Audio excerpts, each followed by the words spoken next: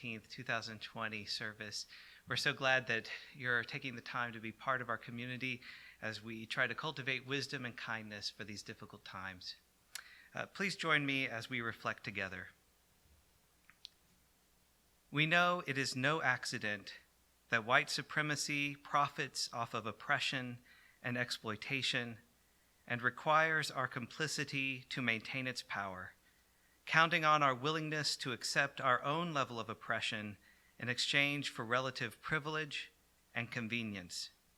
But we also know that we can say no to the way things are, and that we can say yes to the way things could be, making the changes in our lives, communities, and government policies that finally embody solidarity, justice, equality, and love. Amen.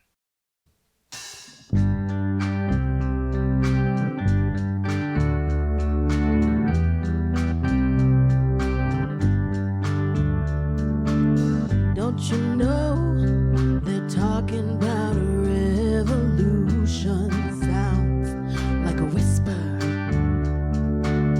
Don't you know they're talking about a revolution? Sounds like a whisper. While they're standing in the welfare lines, and they're crying at the doorsteps of those armies of salvation, wasting time in the unemployment lines, sitting around waiting for a promotion. Don't you know they're talking about a revolution? Sounds like a whisper. Poor people gonna rise up and get their share.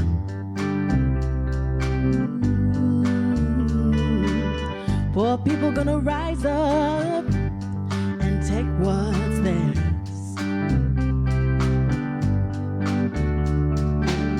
Don't you know you better run, run, run, run, run, run, run, run, run, run.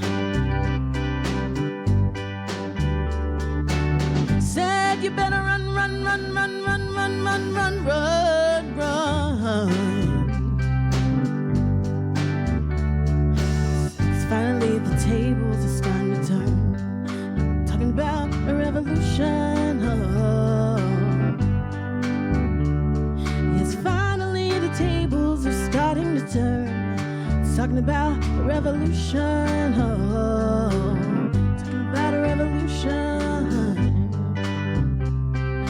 Talking about a revolution.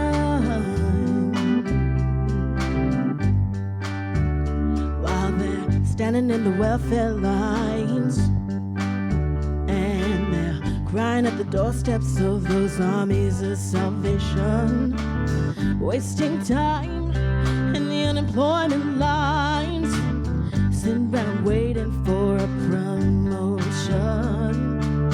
Don't you know they're talking about a revolution? Sounds like a whisper. And finally the tables are starting to turn, talking about revolution. Oh, yes, finally the tables are starting to turn, talking about revolution. Oh, talking about revolution. Oh, talking about revolution.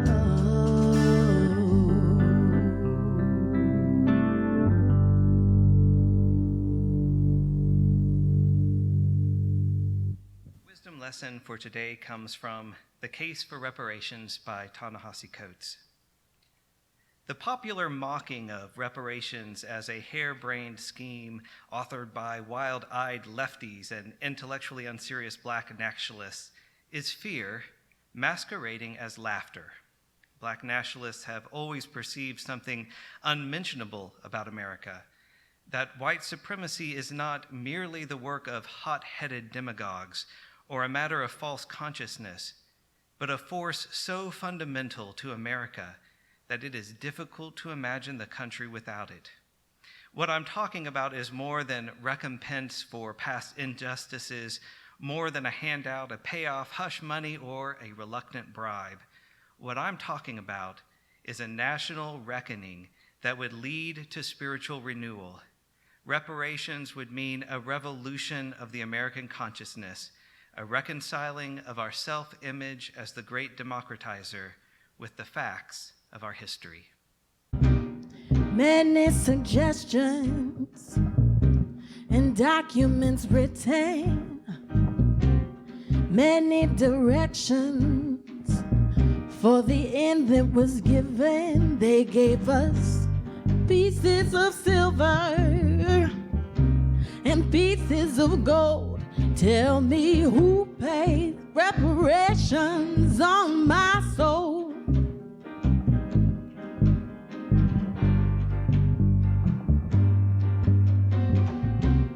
Many fine speeches, oh yeah, from the White House desk.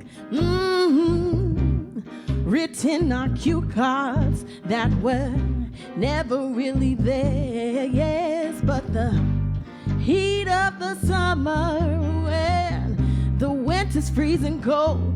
Now tell me who'll pay reparations on my soul.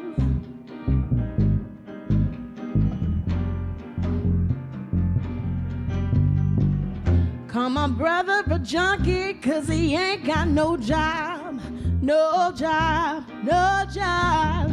Told my old man to leave me when times got too hard, so hard, so hard.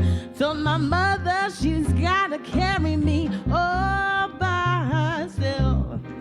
And now that I wanna be a man who can depend on no one else, oh yeah. What about the red man who met you at the coast? You never did sharing, always had to have the most. And what about Mississippi, the boundary of vote? Tell me who'll pay reparations on my soul. Call my brother a junkie 'cause he ain't got no job. Told my old man to leave me when times got too hard. Told my mother she's got to carry me all by herself. Wanna be a man that can depend on no one else. What about the red man who met you at the coast? You never dug sharing, always had to have the most. And what about Mississippi, the boundaries of vote? Tell me who paid reparations on my soul.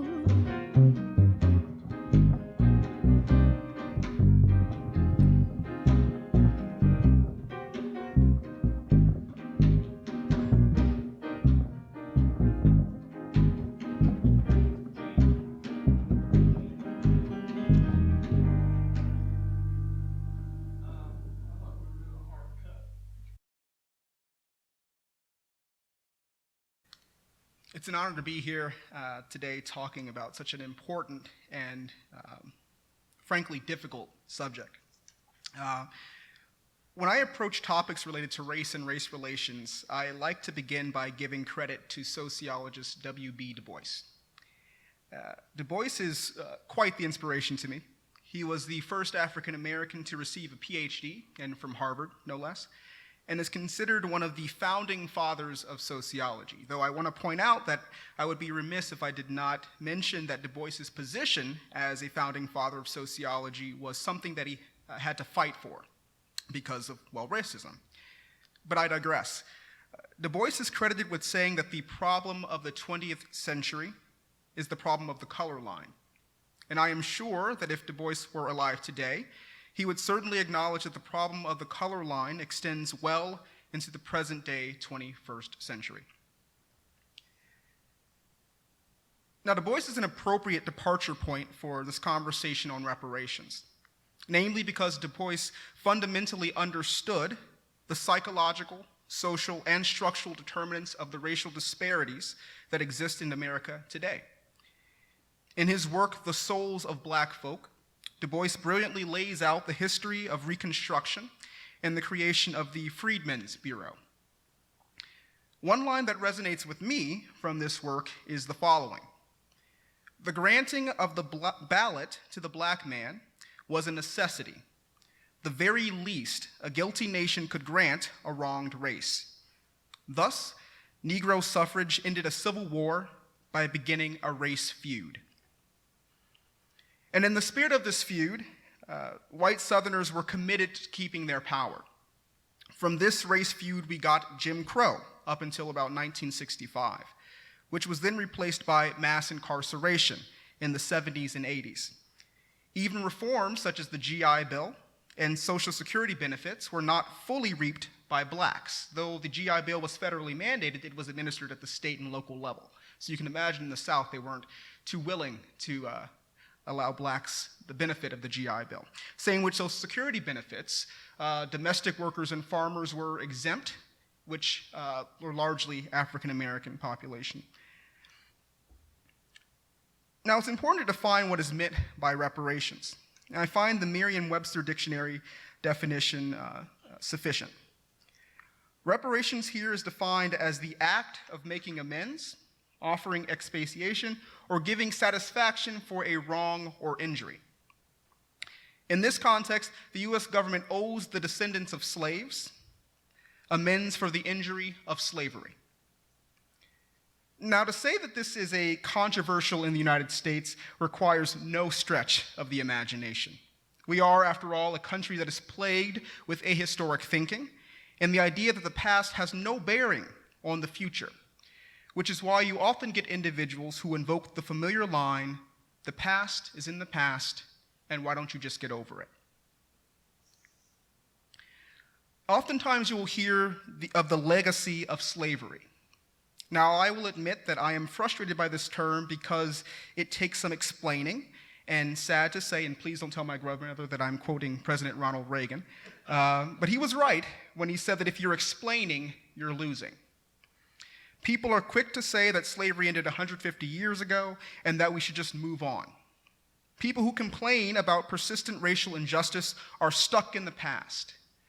Well, I want to reveal something revolutionary. A grave injury or experience of trauma impacts you not just in the moment of injury, it lingers. Complications continue to extend from slavery. There are individuals who suffer a grave injury in childhood and must live with it for the rest of their lives.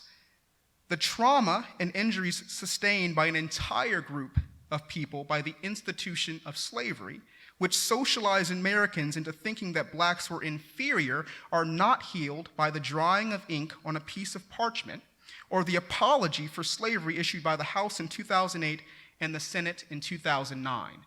It lingers. Now, we often hear about the so-called wealth gap, and here is a chart which displays this gap. The median wealth is broken down by age in order to control for confounding factors associated with age. So we know, after all, that as one gets older, they're more likely to accumulate more wealth. And we also know that the median age for whites is about 6 years higher than for blacks, right? So this eliminates that confounding effect of age. And indeed, across every age range, the wealth gap exists, getting bigger and bigger over time. Now, life course sociologists refer to this as cumulative disadvantage, or the layperson's term is the rich get richer, the poor get poorer. Now, as if it's not bad enough, this wealth gap, it's important to note that even the wealthy blacks are not experiencing wealth the same way as wealthy whites. The experience of being black, man or woman in the United States is not erased by their social class. President Johnson so famously noted that Negro poverty is not white poverty, and I will add that black wealth is not white wealth. Now, I want to turn to an outcome that is nearer and dearer to my heart. Now, I am a life course sociologist, and I study health outcomes, and I'm very much interested in patterns of health and how they're shaped across the lifespan. And these data here show that there are clear disparities between whites and people of color regarding the prevalence of cognitive impairment, a robust and consistent predictor of Alzheimer's disease. Now, across all age ranges, Blacks and Hispanics are in poorer cognitive health than their white counterparts. Now, since COVID-19 is on everyone's minds these days, and for good reason, it is worth mentioning that the virus is not hitting our population the same across racial groups. Despite making up about 30% of the population of Chicago, which is my hometown, Blacks constitute 39% of confirmed positive cases and 68% of deaths. And we see these similar disparities in states like Michigan and Pennsylvania, and there's even some evidence of that occurring here in our own state, in the city of St. Louis. And by the way, there is a number of states who are scrambling to collect data across racial lines to highlight this very disparity, and you can imagine there are some states that are reluctant to do so. Now, these disparities exist not because of biological differences between the races. Race, after all, is a social construct, real in its consequence, but socially constructed. Nor do these disparities exist because Blacks have failed to take responsibility for their actions. Rather, disparities exist because of policies that have long concentrated Blacks into impoverished neighborhoods, redlining, housing discrimination, as well as the extensive bias that exists in our medical institutions. Now, this goes beyond the scope of this talk, so for an excellent discussion of the bias, I recommend the books Color of Law by Richard Rothstein and Just Medicine by Dana Matthew. Now, perhaps I'm preaching to the choir, as it were. Many of you listening likely know of the racial disparities that exist, and I reckon that many of you are also committed to a more racially just world. The question is, how do we get there? Now, since 1989, the late Representative John Conyers of Michigan introduced H.R. 40. Now, this bill would form a commission to study the issue of reparations. Now, the ultimate goal was to put together a set of recommendations on how to proceed with reparations, namely, are reparations needed, who is entitled to them, and in what form do these reparations take? Now, Conyers passed in 2017, after pushing for H.R. 40 and introducing it into every congressional session since 1989. In 2019, Representative Sheila Jackson Lee from Texas introduced the bill. Now, to this date, it has not been taken up in the House, so much for a do-nothing Congress. And by the way, this is across administrations, not just Democrats, it's also Republican. Now, it will be incorrect to say that Congress has done nothing. On June 19th, 2019, aka Juneteenth, Congress hosted a panel to discuss reparations. Though not the same as commissioning a study, at least a conversation was being had. And in many ways, this panel served as a follow-up to a 2007 conversation that led to the House actually issuing an apology for slavery. Now, as is custom, the Democrats and Republicans were allowed to invite panelists to testify and answer questions. Now, among the Democrats' invites were economist Julianne Malveaux, who received her PhD from MIT, ever heard of it? An esteemed public intellectual and MacArthur Genius Grant recipient, Ta-Nehisi Coates, and actor and civil rights activist Danny Glover. Right? Now, for the Republicans, they invited an undergraduate philosophy major, Coleman Hughes, and a former football player, Burgess Owens. It is not very difficult to imagine that support for reparations, specifically cash payments to Blacks, largely falls across party lines. But let me back up and say something a little bit more about Coleman Hughes and Burgess Owens. I find it interesting that the Democrats put together individuals who spent their lives studying this topic. And Republicans couldn't be bothered to find individuals who had, I would argue, more credibility than a current undergraduate, albeit at Columbia University, and a football player, to argue against reparations, by the way. As I said before, cash payments to blacks largely falls across party lines, with Democrats more favorably than Republicans. However, Democrats are still split 50-50. What is striking is that nearly 3/4 or 75% of blacks believe in cash payments. Perhaps blacks see something that whites do not. There are several legitimate questions pertaining to reparations. What form do they take? Do blacks receive a check? If so, will every descendant of slaves receive a check? I will admit that perhaps I do not need a check. I'm doing pretty well. I was not born into privilege, but I'm doing okay for myself. I have a PhD, a secure tenure-track job. That said, I do face discrimination. Reparations could take the form of free tuition for blacks, grants to help with the procurement of a home, grants to spark black business, investments to revitalize black communities. Now, I'll admit I don't have all the answers, and there are debates, even those among those who believe reparations should be made, as to how and what form these reparations should take. But to let a lack of consensus hold us back from actually taking action is just wrong. So what is the future of H.R. 40? It remains in limbo, but perhaps there is some promise. The primary this year was historic for a number of reasons. The Democratic primary saw a record number of women running, a record number of people of color running, and the first openly gay man won the Iowa caucus, allegedly. It is also historic because it featured a number of leading candidates openly supporting reparations, or at least the study of reparations. Joe Biden, the presumptive nominee, though he has not openly endorsed H.R. 40, there is reason to believe that he will be pushed to that side, especially if he should select either Senator Kamala Harris or Stacey Abrams as a running mate. 2020 represents a vote for the soul of our nation. It's not just about the courts. It's not just about ending the presidency of a narcissist. It's about moving toward a conversation on what is owed me and the rest of African American brothers and sisters. The members of Congress and the occupant of the White House who are sitting in the halls erected on the blood and sweat of my ancestors owe it to all of Americans to at least study this topic seriously. H.R. 40 must be taken up and passed into law. Now, I want to end by providing a shout out to my grandmother, who we call Duchess, and my mother, Cappy. Funny story about Duchess, actually. I used to call her grandma, and to which she responded, "I know I'm grand, but I'm no one's grandma." So, Duchess it is. And my mother, Cappy, who are truly my inspiration, and I owe them so much for where I am today.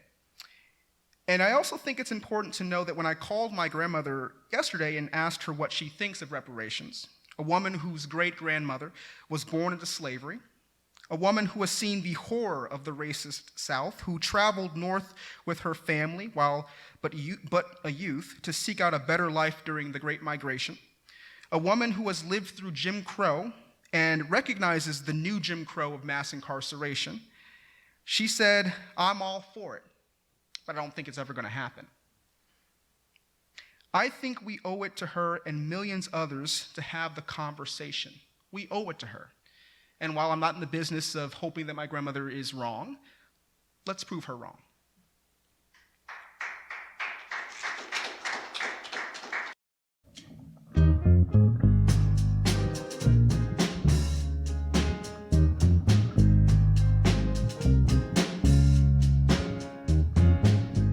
Heaven help the child who never had a home.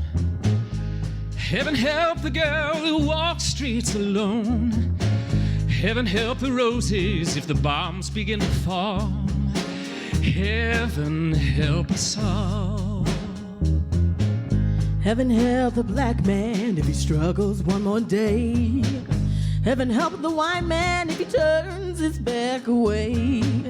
Heaven help the man who kicks the man who has to crawl. Heaven help us all. Heaven help us all. Heaven help us all. Heaven help us, Lord. Hear our call when we call. Heaven help us. Heaven help the boy who won't reach 21. Heaven help the man who gave that boy a gun. Heaven help the people with their backs against the wall. Heaven help us all. Heaven help us all. Heaven help us all. Heaven help us, Lord, hear our call when we call. Heaven help us.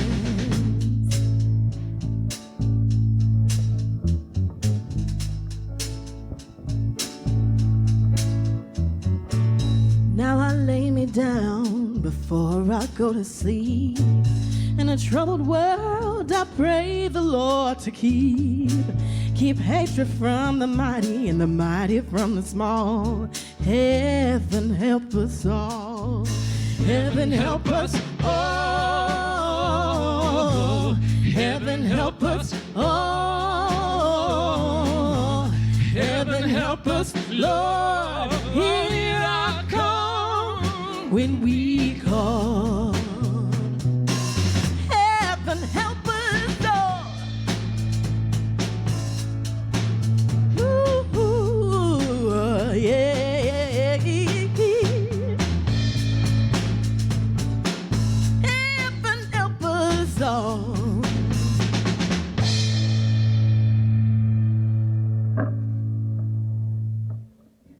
Wash your hands for 20 seconds.